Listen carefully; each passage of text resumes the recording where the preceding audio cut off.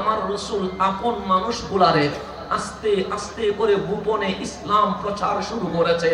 1 বছর চলে যায়, 2-3 জন মুসলমান হয়, 2 বছর চলে যায়, 6-7 জন মুসলমান হয়, 3 বছর চলে যায়, 12 থেকে 13 জন মুসলমান হয়, 4 বছর চলে যায়, 18 থেকে 20 জন মুসলমান হয়।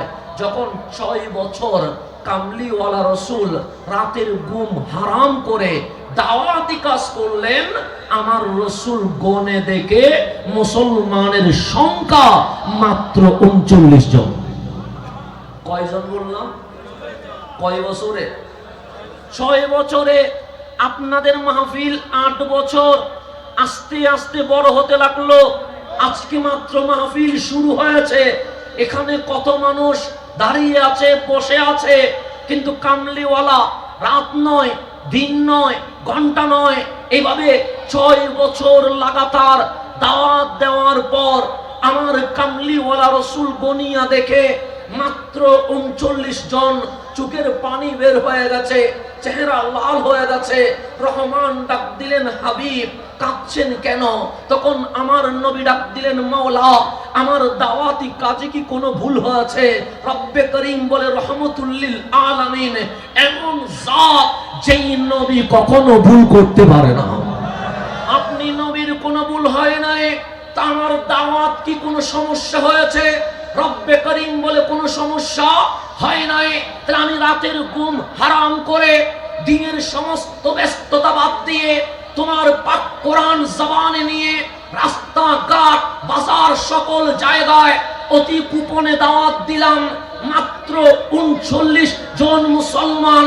নবুয়ত প্রকাশের 6 বছর শেষ হয়ে গেছে। তো রব্বে করিম ডাক দিয়ে বলেন, হাবিব মানুষ কম বলে কি আপনি রাগ করেছেন?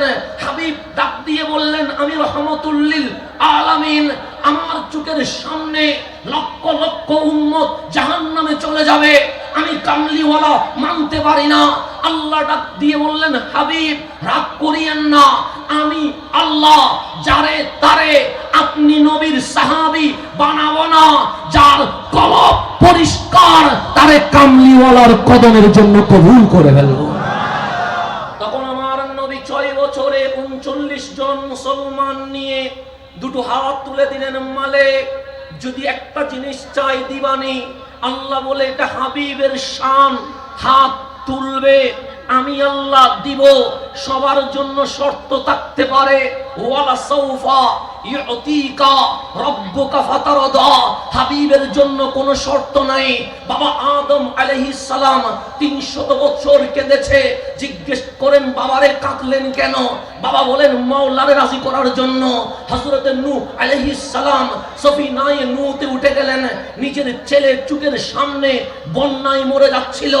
নূহ আওয়াজ করে নাই, ডাক দিয়ে বললেন, ও নূহ ধৈর্য ধরলেন কেন? বলবে মালিক রে রাজি করার জন্য, কালিম ফেরাউনকে মারার জন্য।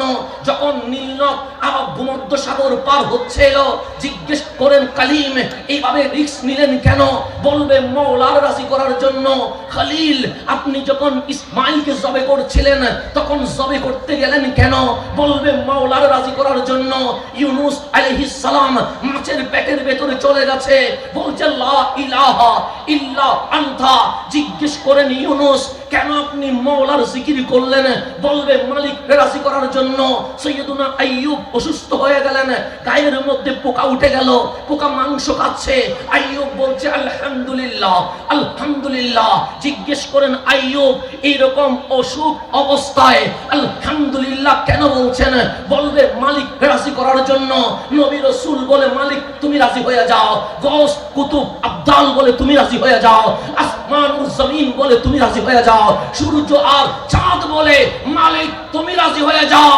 আর আল্লাহ বলে, হাবিব এমন ভাবে দিব, এমন ভাবে দিব সবাই চায় আল্লাহ রাজি হোক, আল্লাহ চায় হাবিবুল্লাহ রাজি হয়ে যাও। আল্লাহর হাবিব বললেন, একটা জিনিস চাইবো দিবেননি? মালিক বলে, দিব না। এই কথা বলা যাবে না। হাবিব যা চায় এটা ইসলাম হয়ে যাবে। হাবিব হ্যাঁ বললে এটা শরীয়ত হয়ে যাবে, হাবিব না বললে এটা হারাম হয়ে যাবে, হাবিব পছন্দ করলে এটা সুন্নাহ হয়ে যাবে। হাবিব অপছন্দ করলে তা মাকরুহ হয়ে যাবে। হাবিব হচ্ছে সাহিবুশ শরিয়া, হাবিব যা চাইবে মালিক তাই দিব। হাত তুললেন মালিক। 39 জন মুসলমান, এখনো দাওয়াত গোপনে চলছে, মাঠে ওপেন করতে পারি নাই।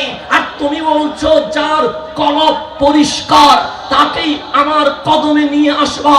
কিন্তু আল্লাহ, আমি যখন ইকরা বিইসমি রাব্বিকাল্লাযী খালাক কোরআনের আয়াত বলতে থাকি, আমি যখন কুল হু আল্লাহু আহাদ কোরআনের আওয়াজ করে থাকি, আমি যখন আলহামদুলিল্লাহ রাব্বিল আলামিন পাঠ করে থাকি, এই মক্কার গরিব মানুষ, মধ্যবিত্ত পরিবার, চাতক পাখির ন্যায় কোরআন শুনতে চায়।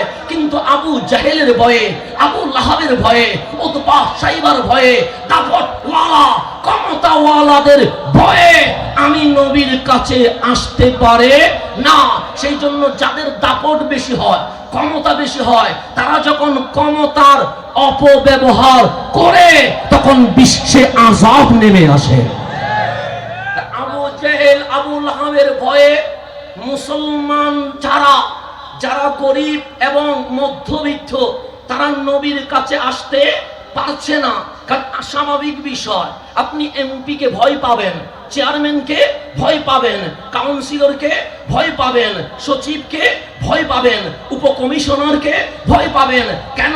ক্ষমতা যার তার কাছেই তো কিছুটা পাওয়ার আছেই, স্বাভাবিক বিষয়। তো মক্কায় বড় বড় পাওয়ার ফুল যারা, ওরা ইসলামের বিপক্ষে, নবীজি ইসলামের পক্ষে, সেই জন্য ভয়ে মানুষ আসতে পারছে না। তো কামলিওয়ালা বলে মালিক, এই গরিব মানুষগুলো, মধ্যবিত্ত মানুষগুলো, তাদের তো কোনো দোষ নাই, ক্ষমতার দাপট ওয়ালার ভয়ে আমি নবীর কাছে আসতে পারছে না। তবে আমার মন বলছে দুজন থেকে যদি একজন ইসলামের জন্য কবুল হয়ে যায় তাহলে আর কোনো ভয় থাকবে না। দুইজন থেকে কয়জন? দুইজন চাই নাই, দুইজন থেকে। তা আল্লাহ ডাক দিলেন, হাবিব আপনি কি বলতে চান? হাবিবুল্লাহ বলেন, মালিক আমি দুইজনের নাম প্রস্তাব করব, আপনি মালিকের কাছে এই দুইজন থেকে যাকে ভালো লাগে তারে ইসলামের জন্য কবুল করবেন। তা আল্লাহ বলে, হাবিব যদি দুইজনের নাম বলতেন আমি দুইজনেই কবুল করতাম। আপনি যেহেতু বললেন 2 থেকে 1, সেই জন্য দোয়া কবুল। আপনি দুইজনের নাম বলেন, আমি একজনকে কবুল করব। তখন মালিক বলে বলেন, হাবিব বলে, মওলা হয়তো আবু জেহেল রে ইসলামের জন্য কবুল করেন, অন্যথায় ওমর ইবনুল খাত্তাবকে ইসলামের জন্য কবুল করেন। হয় আবু জেহেল মুসলমান হবে, না হয় ওমর ইবনুল খাত্তাব মুসলমান হবে। এই 2 থেকে যেই কোনো একজন রে দেন। তো মালিক বলে, দোয়া কবুল। আবু জেহেল বয়সে বৃদ্ধ ছিল, ফারুকে আজম বয়সে যুবক ছিল। তা আল্লাহ ডাক দিয়ে বললেন, হাবিব কবুল হয়ে গেছে। আমি রহমান কিছুক্ষণের মধ্যে ওমর ইবনুল খাত্তাবকে আপনি নবীর দরবারে পাঠিয়ে দিচ্ছি, ইসলাম কবুল করবে। মালিক যুবক নিলেন, বৃদ্ধ নেন নাই। কেন? আবু জেহেল বয়সে বৃদ্ধ ছিল, ফারুক আজম বয়সে নওজওয়ান ছিল। ফারুক আজম যখন আসলেন তখন টকবকে তরুণ যুবক, হাতের মধ্যে তরবারি। আমার নবীর চেহারা দেখতে দেরি তরবারি পড়ে গেছে।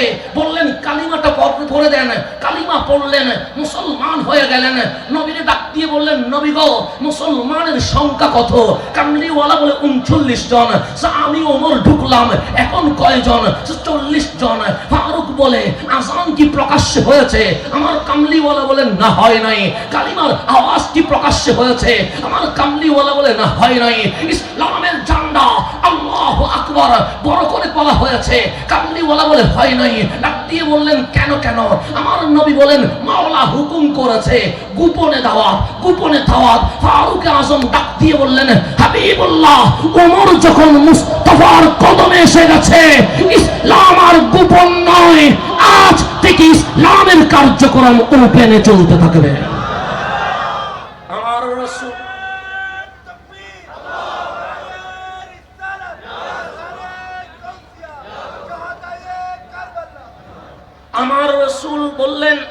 আমার কি বলতে চাও? আমি ওমর যখন ইসলামে দুখুল করে ফেললাম, প্রবেশ যখন করলাম, চলেন আমরা দুইটা ভাগে ভাগ হয়ে 20 জন এক লাইনে আর 20 জন আরেক লাইনে।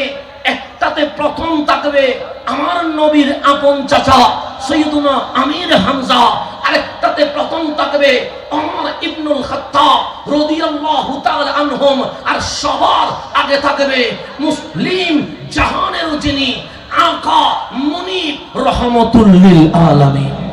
আমার রাসূলের সামনে 20 জন করে হেঁটে ফারুক আজম যখন খানায়ে কাবায় পৌঁছলেন, তখন আবু জেহেল আবু লাহাব দাঁড়িয়ে আছে। ওমর ডাক দিয়ে বললেন, পাথর মারার দিন শেষ, মজনুন পাগল বলার দিন শেষ, উটের বুড়ি পিঠে তোলার দিন শেষ, ইসলামকে গালি দেওয়ার দিন শেষ। আজ ওমর ইবনুল খাত্তাব কামলিওয়ালার নকশে কদমে চলে এসেছে। আজকে থেকে ইসলামের আওয়াজ গোপনে নয়, ওপেনে চলবে। আজ থেকে ইসলামের বিরুদ্ধে কেউ বললে আমি ওমর গর্দান দুই ভাগ করে ফেলবো। সেদিন থেকে ইসলামের দাওয়াত ওপেন হয়ে গেছে। তো মালিক মুরব্বী যিনি আবু জেহেল, ওনারে কবুল করে নাই। মালিক যুবক যিনি ওমর ইবনুল খাত্তাব, ওনাকে কবুল করেছে। কেন? আমার মালিক ওমর ইবনুল খাত্তাবের ইসলাম কবুলের মাধ্যমে বিশ্বের নওজওয়ান মুসলমানকে মেসেজ দিচ্ছে, যুবক তোমার কাজ সিনেমাই নয়, নাটকে নয়, জেনাই নয়, ইফতিজিং এ নয়, কোন প্রকার বেশ্যকানাই নয়। যদি আজ 1400 বছর পর কারবালার চেতনায় জাগ্রত হয়ে শাহজালালের পুণ্যভূমিকে ইসলামের ভূমি যদি বানাতে হয়, আবার হুসাইনের মতো যুবকদেরকে গড়ে উঠতে হবে। আজ বাংলাদেশে কখনো কখনো নাস্তিকবাদের গর্জন জেগে ওঠে। আজ বাংলাদেশে কখনো কখনো কোরআনুল কারীমের অবমাননা হয়। আজ বাংলাদেশে কখনো কখনো আমাদের জানের জান কামলিওয়ালা নবীর শান নিয়ে অবমাননা করার চেষ্টা করা হয়। তা আমরাও জানিয়ে দিতে চাই, শাহজালালের পুণ্যভূমিতে বেয়াদবে রাসূলের থাকার কোনো ঠিকানা নাই।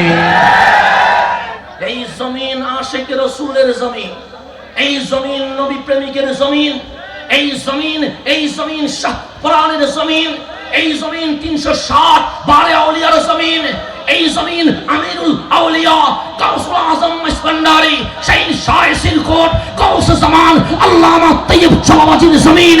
এই জমিন আশিক রাসূলের জমিন হিসেবে ছিল, আছে এবং থাকবে। এখন আসেন সামনের দিকে যা। আমার সময় কম, আমি অতি দ্রুত আমি হুজুরকে বসায় রাখছি, কারণ আমার সময় যেহেতু কম, আমি অন্য দিকে নিয়ে যাচ্ছি। আজকে আমার কথা বোঝা যায়নি, যাচ্ছে বোঝা যাক। আসেন তাহলে বোঝা গেলে কঠিন হয়ে যাচ্ছে, কোনো কঠিন হচ্ছে। আসেন এখন আমরা সুদায় কারবালায় ঢুকে যাই। ইসলাম প্রকাশ হয়ে গেল। ইসলাম কি হয়ে গেল? তাহলে প্রকাশ হলে ঝামেলা বাড়ে না কমে? ঝামেলা বাড়ে। গোপন হলে ঝামেলা কম, ওপেন হলে ঝামেলা বেশি। সেই জন্য ওপেনে আসতে অনেকে ভয় পায়। কেন? ঝামেলা বেড়ে যায়। আর মালিক বলে তুমি ওপেন হও, ঝামেলা করলে আমি মাওলা তোমার পক্ষে আমি কাজ করে দেব। ওপেন হলে ঝামেলা হয়। তো রাসূল আরবি যখন ইসলাম ওপেন করে দিল, এখন ঝামেলা আগের চেয়ে কোটি গুণ বেড়ে গেল। হামলা বাড়লো, অত্যাচার বাড়লো, গালাগালি বাড়লো, নিন্দা বাড়লো, সমালোচনা বাড়লো। যেমন আমি এখন মাহফিল করছি, মাঝখানে কেউ হাসাহাসি করেন নাই।